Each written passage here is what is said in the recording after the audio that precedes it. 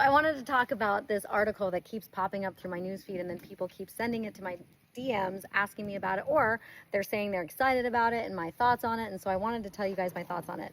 So first off, I don't live in Canada, so this will not affect me at all. This is a bill for Canada, and I'm just going to talk about it really quickly.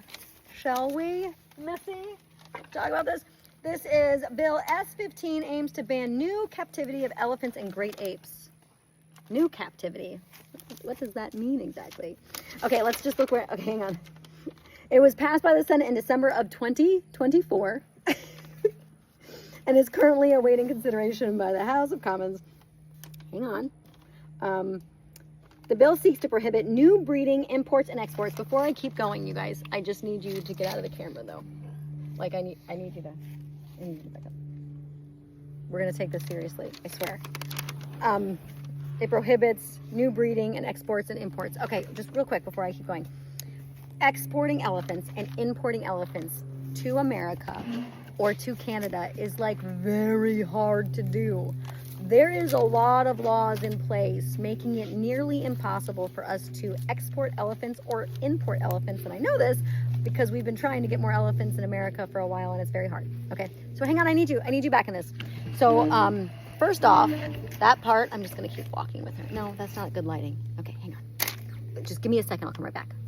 I lost my co-star. Let's see if I can get her back. She's over there trying to mess with my donkey. Let me see if I got this. Let's see. I'm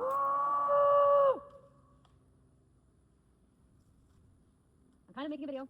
I really need your presence. You're a big star here. You're very important to us. We all love you. Okay, now that I got my co-star back, let's keep talking about this legislation. Like I said, it is very hard to import and export. That's already almost impossible, right, you guys? Wait, don't go anywhere. I need you. Already really hard. Why is the other reason I'm against this legislation? Because it sounds really nice. I mean, animals not being in captive care anymore, isn't that a good thing? Sounds good, right? Sounds good. But I want you to not think of this in a two-dimensional way. I also want you to take your feelings out of this because I know a lot of people are very emotional when it comes to animals. And let's think for a second, the animals in captive care, what if they're not in tiny, cramped little cages? And what if they're not unhappy? And this legislation is prohibiting new breeding of animals, right? So the animals that are in Canada and in captivity right now, they can't go back into the wild, right? So we're not sending them back into the wild. They're just gonna have to live out their life, and they're trying to phase out these animals from being in captivity, phase them out of being in human care. That's extreme. These bills are written and pushed by multi-million-dollar extremist groups that their end goal is to have all animals taken out of captivity. That's horses, that's meat consumption, and that's your ability to own a dog or a cat. That is their end goal. These multi-million-dollar organizations. Now, it's easy for them to attack animals that are exotic because a lot of people have no experience with animals that are exotic, like apes and like elephants. So you guys see articles like this and you get excited. But what does that mean for the animals that are in captive care already? It means they can't breed, because this is passing that they can't breed new specimens, right? Unless they can prove it's for conservation efforts. You guys, all breeding of these animals are for conservation efforts at this point because we are losing them at a drastic rate in the wild. And let's just talk about the wild for a second, because everybody always acts like, oh, they'll just be wild and everything's perfect in the wild right now. It's not. Nothing is perfect in the wild right now. Apes and elephants are facing a lot of threats in the wild, and until we fix that, we should not make it illegal for them to live in captivity. I mean, that's so harsh. First, we've had them in captive care for hundreds of years, right? And now when they need us the most in the wild, we're going to cut off an avenue where they do flourish, where they are taken care of. We're cutting off their ability to be in captive care. We're saying no more. It's illegal. You can't. Just die off. The ones that are in captive care, die off. Do not have any babies. Don't have any future. It's fine. Be gone. That's crazy, you guys. Now, I know this legislation is in Canada, right? And it should not affect me. But when legislation like this passes in other countries or other states, it's just a matter of time before it trickles down to other countries and other states. And so it's really important that we pay attention to legislation that's going on all around the world, because it can, at some point, affect us too. And this type of legislation would affect us. It's saying they don't want them in entertainment at all. Well, we are kind of a form of entertainment. And technically, all animals are entertaining. Even if you were to go to see them on a safari, You would still be entertained by them. But it's more important that we care about their care and not so much that they're entertaining you or that they're in captivity. We should care that they're being taken care of, that they're healthy and that they're happy and that they have an enriched life. And I want you to know that, hey, you cannot load yourself into the truck. You guys, my co-star's not really working with me right now. She's opening the door to the semi-truck, the truck that she travels in. She's gonna load herself right up. No, no, no. I'm gonna flip the camera so you guys can see real quick. Hang on. Excuse me. Excuse me. Hey! Shut the... What are you thinking? Oh, that's it, I'm coming. She's being very mischievous today. She tried to load herself up in the truck. We're not going anywhere. We don't need to load in the truck for any reason, shape, or form. But she was like, why not? Why don't we try it? No, I'm not going in the truck. She's very cheeky girl. You guys, I love this elephant with all my heart. I love her with all my heart and my soul. I've literally dedicated my entire life to her care. And I really would be so sad if elephants weren't in human care anymore. Just because an animal's in captivity doesn't mean they're miserable. Doesn't mean they don't have a high quality of life. And remember, they don't know the difference.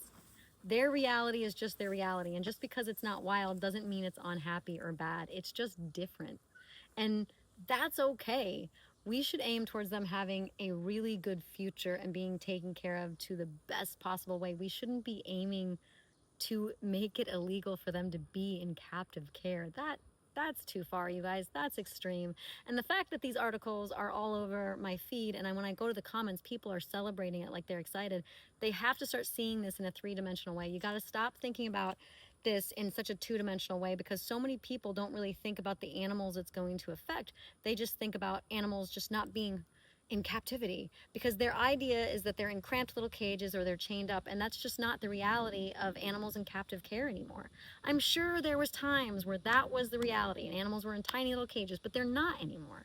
Animals have big enclosures, and what I think we should push for, seriously, my opinion, is that we should push more towards them having good training programs for them to be able to interact with people more, because that is a good quality of life. Let me explain something to you about zoos. So I have a love-hate relationship when it comes to zoos. I grew up in zoos. Both my parents worked in zoos, right? And in a zoo when I was a child, it was a vibrant place full of activity. Zookeepers would go in with the animals, and the animals would sometimes come out and put on shows, educational shows for kids.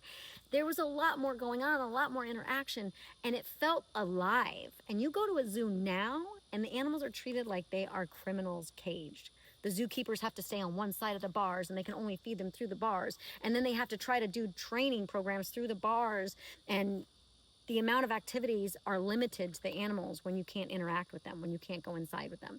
Now, I'm not against zoos. Please understand when I say this, I'm not against them, and I'm not against zookeepers. A lot of zookeepers don't have a say whether they can work hands-on or hands-off. It's the zoos that are saying you can't, and it's the popular opinion that's saying, no, it's best that we just put them in a field. What people don't understand about highly intelligent animals is just that. They're highly intelligent. They need mental stimulation just as much as they need physical stimulation.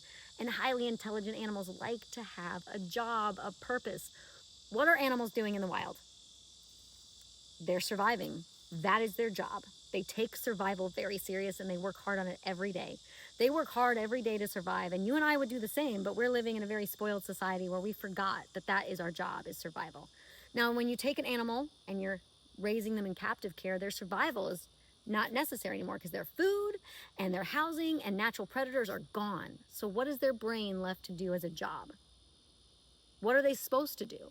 Give them a job. Every time I give her an activity, she likes to accomplish it with me. And her job isn't really a job, it's just activity. We're doing something, and I'm acting like I need her. well, I do need her, but she can feel that. There's an undertone there that we both are doing something together because we have a symbiotic relationship. We're in this herd and we're fighting together to get to the next step. And I think that brings such a high quality of life to all animals, especially highly intelligent ones.